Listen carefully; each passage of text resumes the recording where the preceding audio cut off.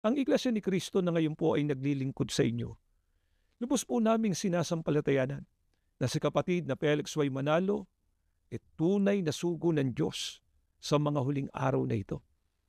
Batay po sa mga patotoo ng hula ng ating Panginoong Diyos na nakasulat dito sa Biblia.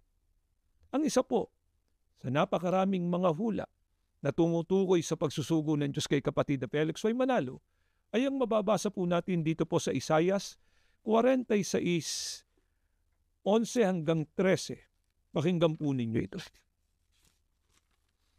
Na tumatawag ng ibong mandaragit mula sa silanganan, ng taong gumagawa ng aking payo mula sa malayong lupain.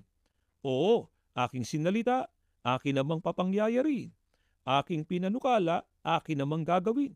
Inyong dinggin ako, ninyong may mapagmatigas na loob na malayo sa katwiran.